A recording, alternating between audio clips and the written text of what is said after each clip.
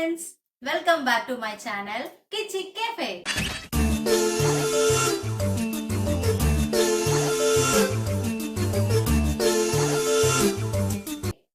இன்னைக்கு recipe பரோட்டானாவே chicken சால்னா தானங்க. So chicken சால்னா எப்படி செய்யலான்றது வாங்க பார்க்கலாம்.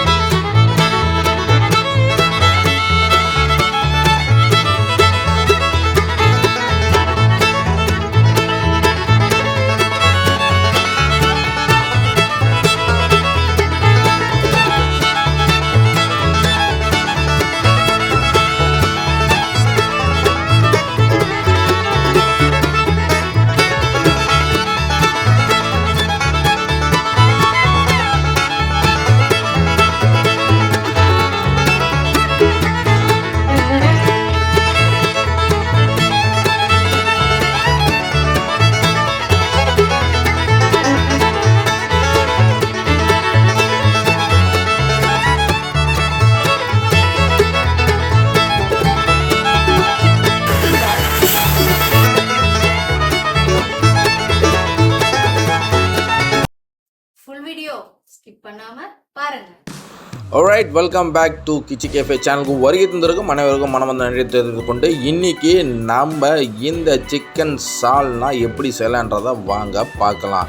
எஸ், அதுக்கு தேவையான இன்க்ரீடியன்ஸ்லாம் ஃபஸ்ட்டு நீங்கள் ஒன்று ஸ்டெப் பை ஸ்டெப்பாக பார்த்துட்டு வாங்க. ஸோ அதுக்கு மெயின் இன்க்ரீடியன்ஸ் சிக்கன், அது மட்டும் இல்லாமல் அதுக்கு தேவையான பொருட்கள் எல்லாமே நம்ம இதில் வச்சுருக்கோம். ஸோ பிஃபோர் தட் இது பார்த்திங்கன்னா இந்த சிக்கன் சால்னாவை எப்படி நம்ம முதல் ப்ராசஸ் பண்ண போகிறோன்றதை இப்போ பார்க்க போகிறோம். எஸ், ஃபஸ்ட்டு இந்த பேனில் தேவைக்கேற்ப ஒரு ஆயில் விட்டுக்கிறோம். ஸோ அந்த ஆயில் விட்டதுக்கப்புறம் இந்த ஆயில் சூடானதுக்கப்புறம் ஸோ இந்த பேனில் ஃபஸ்ட்டு ஒரு சின்னதாக ஒரு மசாலா ரெசிபி ரெடி பண்ண போகிறோம். ஸோ இதை ரெடி பண்ணி நம்ம மிக்சியில் அரைக்க போகிறோம். பிஃபோர் தட் நீங்கள் பார்த்துட்டு இருக்க இந்த கிச்சி கேஃபே சேனலுக்கு நீங்கள் இப்போ தான் முதல் வரீங்கன்னா தயவுசெய்து நம்ம சேனலை மறக்காமல் சப்ஸ்கிரைப் பண்ணுங்கள் and keep supporting our channel.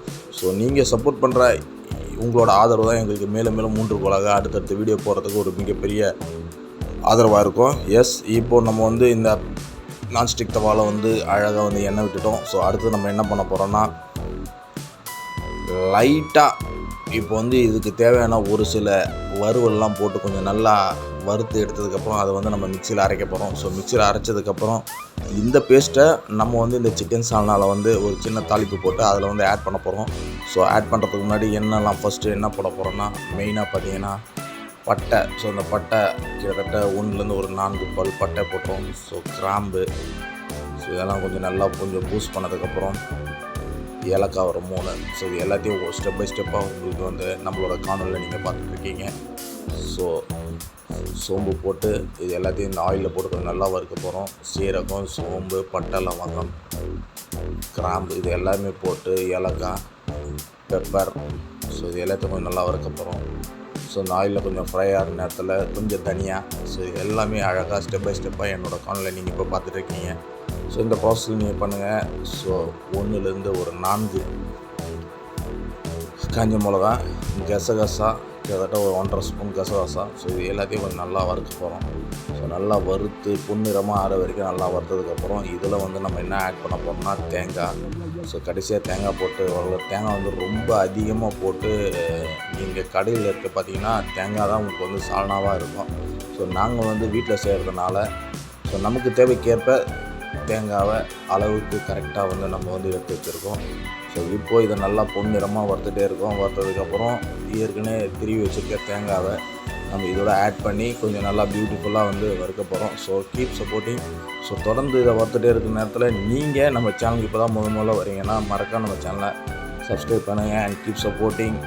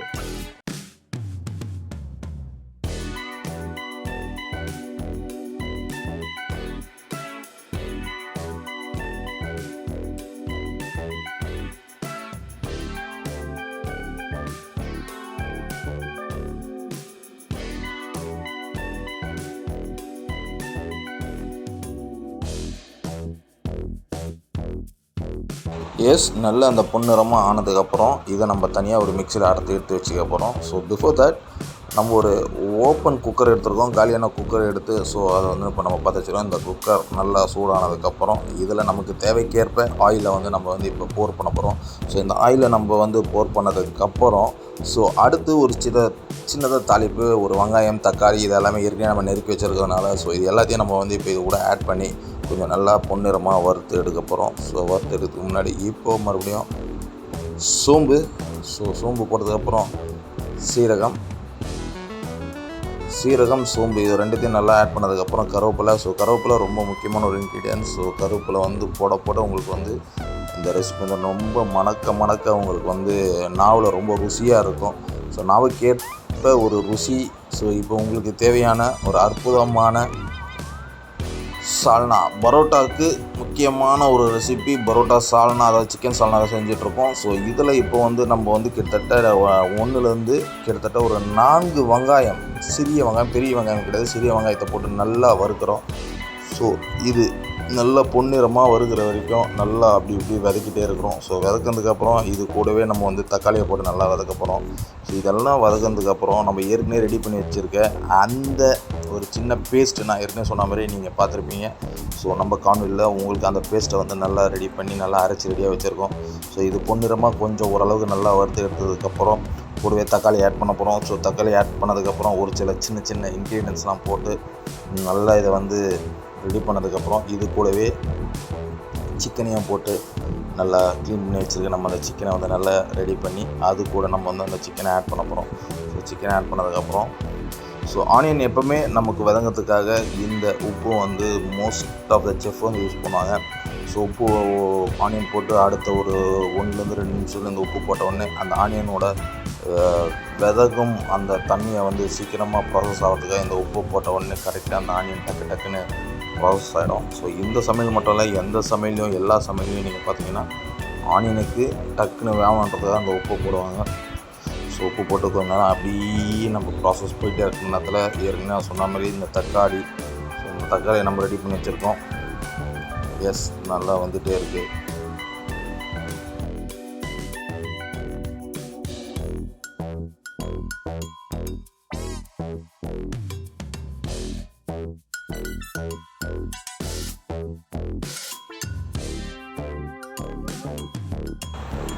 So அது அடி பிடிக்காமல் நம்ம வந்து இந்த வதக்கு தன்மையை வந்து இப்படி அப்படியே மேலே கீழே லைட்டாக பரட்டி விடுறோம். வெங்காயம் ரொம்ப அடி பிடிக்காமல் நல்லா கொஞ்சம் ப்ரெஷரில் வச்சுட்டு இப்போ இஞ்சி பூண்டு பேஸ்ட்டு நம்ம ஆட் பண்ண போகிறோம். இந்த இஞ்சி பூண்டு பேஸ்ட் வந்து நமக்கு வந்து கிட்டத்தட்ட ரொம்ப ஒரு முக்கியமான ப்ராசஸ். இந்த இஞ்சி பூண்டு வந்து விழுது வந்து நம்ம வந்து ஏற்கனவே அரைச்சி வச்சுருக்கனால இந்த இஞ்சி பூண்டை வந்து அதோட ஆட் பண்ணிக்கிறோம். அண்ட் தென் இதே நல்லா அந்த இஞ்சி பூண்டு அடி பிடிக்காமல் இருக்குது, இந்த பச்சை வாடை போகிற வரைக்கும் இதை வந்து நல்லா கொஞ்சம் அப்படியே விதக்கிட்டே இருக்கும். விதங்கினதுக்கப்புறம் இந்த பச்சை வாடை போனதுக்கப்புறம் அடுத்தது நம்ம ஆட் பண்ண போகிறது மெயின் ப்ராசஸ் என்ன பார்த்தீங்கன்னா தக்காளி. ஸோ இந்த தக்காளியை நம்ம வந்து இதோட ஆட் பண்ண போகிறோம்.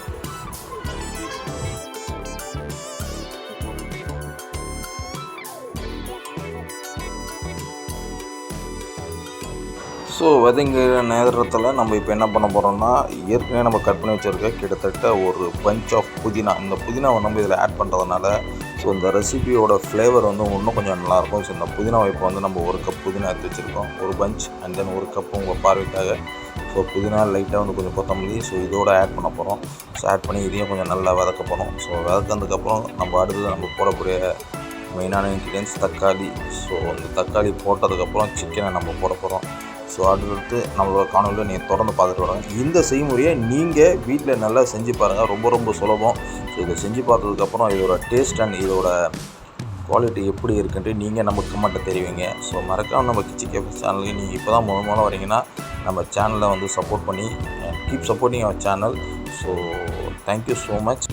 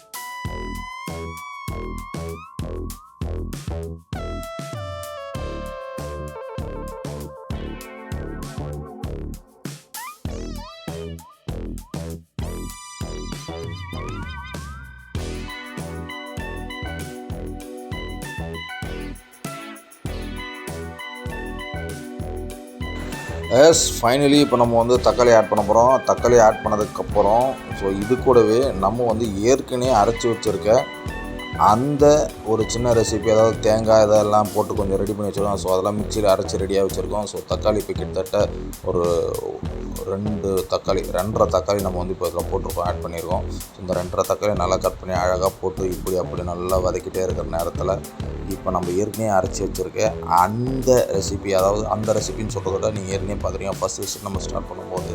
ஸோ இதுக்கு தேவைக்கேற்ப இந்த தேங்காய் ஒரு சில இன்க்ரீடியன்ஸ் ரெடி பண்ணி வச்சுருக்கோம். ஸோ அந்த இன்க்ரீடியன்ஸ் வந்து நம்ம இது கூட இப்போ ஆட் பண்ண போகிறோம்.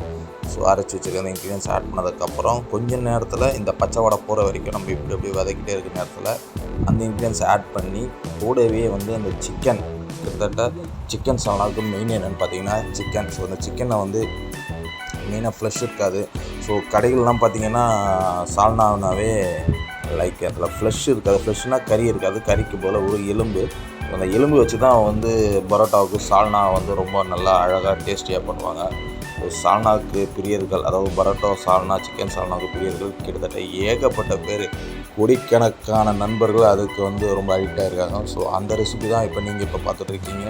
ஸோ இந்த ப்ராசஸ் எப்படி இருக்குன்றதை நீங்கள் தொடர்ந்து பார்த்துட்டே வரங்க. இன்னும் கொஞ்சம் நேரத்தில் நம்ம சால்னா, சிக்கன் சால்னா ரெடி ஆகிடும்.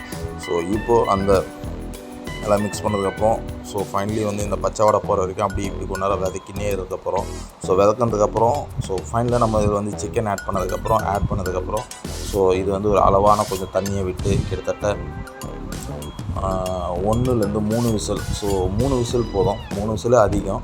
இந்த 3 விசில் ஆனதுக்கப்புறம் சிக்கன் நல்லா வந்துடும். ஸோ சிக்கன் வெந்ததுக்கப்புறம் இந்த 3 விசிலுக்கு அப்புறம் இந்த குக்கரை நம்ம வந்து அழகாக ஓப்பன் பண்ணி நம்மளோட சிக்கன் சால்னா ரெடி ஆகிடும். எஸ், அப்படியே இந்த ப்ராசஸை தொடர்ந்து அப்படியே பார்த்துட்டு வாங்க. And keep supporting our channel Kichi cafe.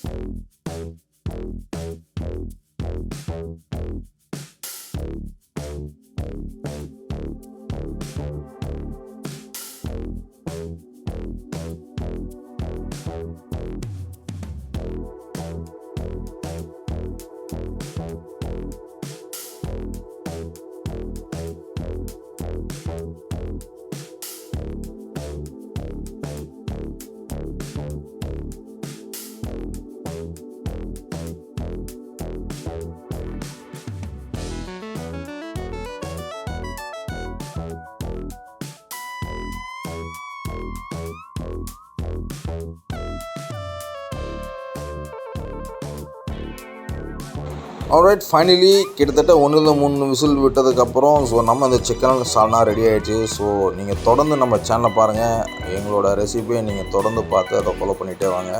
S, நம்ம இப்போ சிக்கன் சால்னா பரோட்டாக்கு உகந்தது இந்த சிக்கன் சால்னா ரெடி ஆகிடுச்சு. ஸோ பாருங்கள் எப்படி இருக்குன்ட்டு.